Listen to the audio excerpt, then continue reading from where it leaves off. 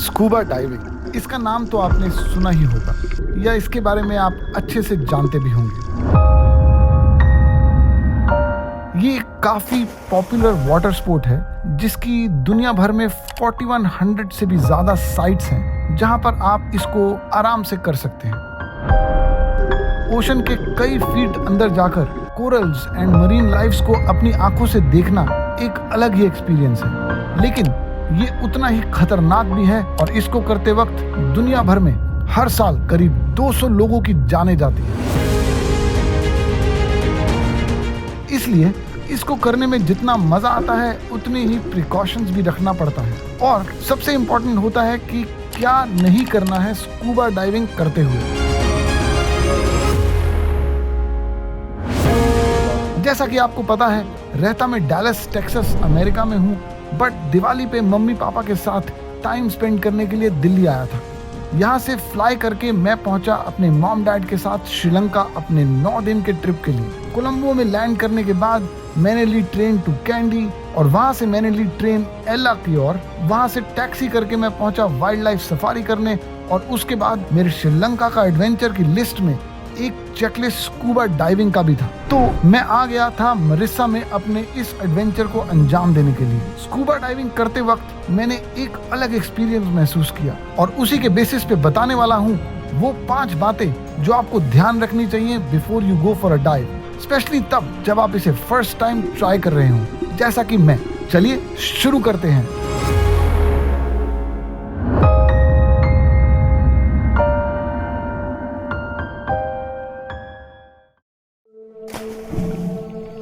Scuba diving का ये मेरा पहला एक्सपीरियंस था। मुझे इसके बारे में कुछ भी नहीं पता था, ना इसके रूल्स एंड रेगुलेशंस, ना इक्विपमेंट, ना कोई ऐसी जानकारी जो मुझे डाइव करने में हेल्प करे। तो ऐसे केस में सबसे इंपॉर्टेंट होता है कि डाइविंग इंस्ट्रक्टर आपका कौन है। जी हाँ, ये काफी जरूरी है कि आप अपना डाइविंग इंस्ट्रक्टर सीरियस होकर चुने, क्योंकि अंडर वाटर सिर्फ वो ही आपके साथ रहता है और आप उस पर फुल्ली रिलाई कर सकते हो। इसके लिए आप ऑनलाइन अच्छे डाइविंग सेंटर्स के बारे में पता कर सकते हैं।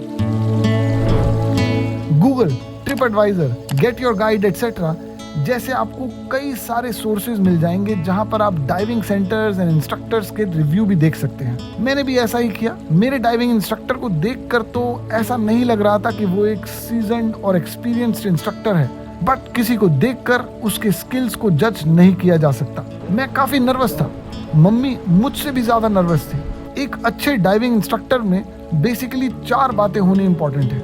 नंबर 1, सेफ्टी को प्रायोरिटी देना। नंबर 2, गियर्स एंड इक्विपमेंट को मेंटेन करके रखना। नंबर 3, डाइविंग के बारे में सारी जानकारी रखना। नंबर 4, आपको किसी भी सिचुएशन में सेफ रखना। सही चुनाव आपके डाइव को अच्छा या बुरा या काफी बुरा बना सकता है। मिस्टेक नंबर 2, जब आप स्कूबा डाइविंग के लिए जा रहे होते हैं, स्पेशली पहली बार, तो आपके अंदर मिक्स्ड इमोशन हो सकते हैं। आपको डर भी लग रहा हो सकता है, आप काफी एक्साइटेड भी फील कर रहे हो सकते हैं, लेकिन इस एक्साइटमेंट में आपको ये नहीं भूलना कि स्कूबा डाइविंग के दौरान आपको अपने आप को सेफ भी रखना है। इसके लिए आपको अपनी डाइव की प्लानिंग एंड गियर्स को अच्छे से चेक करके ही पानी में उतरना चाहिए। हाँ, मुझे पता है कि आप ये सोच रहे होंगे कि ये काम तो डाइविंग सेंटर या फिर इंस्ट्रक्टर का है, बट आपको खुद भी इन चीजों के बारे में ध्यान रखना है और बहुत ही सीरियसली लेना है। आपने शायद वॉर्फ के बारे में सुना होगा। वॉर्फ मतलब buoyancy, weights, releases, air and final checks. ये थोड़ा थ्योरेटिकल एंड बोरिंग लगता है सुनने में, और while diving most of the first timers इसे इग्नोर कर देते हैं। सो इसको बिल्कुल भी इग्नोर ना करें और हमेशा अपने इंस्ट्रक्टर को सुने और सीरियसली फॉलो करें। मिस्टेक नंबर 3, क्योंकि ये मेरा पहला डाइविंग एक्सपीरियंस था, तो मुझे मेरे इंस्ट्रक्टर ने पहले शैलो वाटर में ट्रेनिंग और बेसिक टिप्स दिए, जिसमें सबसे इंपॉर्टेंट था बॉयंसी को मेंटेन करना और अपनी ब्रीदिंग को रेगुलेट करना।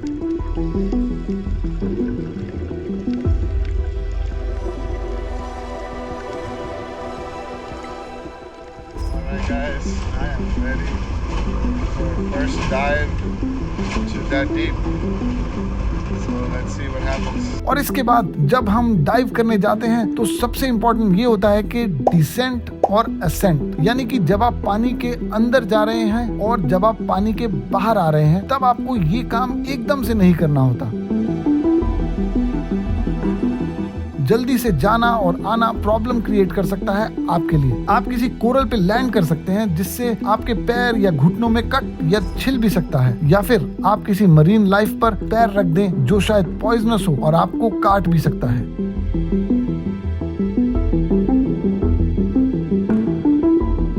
कहा जाता है कि 3 फीट ऊपर या नीचे जाने पर आपको इक्वलाइज भी करना चाहिए, यानी कि आप नाक को पकड़कर हवा बाहर निकालिए, इससे आपके कान में कुछ होगा, पर ध्यान रखिए ये धीरे से करना होता है।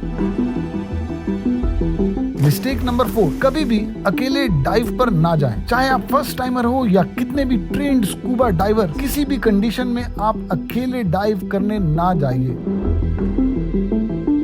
आप शायद वाटर प्रेशर झेल भी लेंगे और पानी के अंदर चले भी जाएंगे, बट आपको नहीं पता कि अंदर कौन सी प्रॉब्लम आपका इंतजार कर रही है। आपके ऑक्सीजन सप्लाई में कुछ प्रॉब्लम आ सकती है जो आपके लंग्स या ब्रेन को सीवियर डैमेज पहुंचा सकती है और आपकी जान भी जा सकती है। आप जितना अंदर जाते जाएंगे एटमॉस्फेरिक प्रेशर उतना ही बढ़ता जाएगा, जो कि एक और रीजन है आपको सावधान रहने का। इसलिए जरूरी है कि आप हमेशा एक डाइविंग बडी के साथ ही जाएं।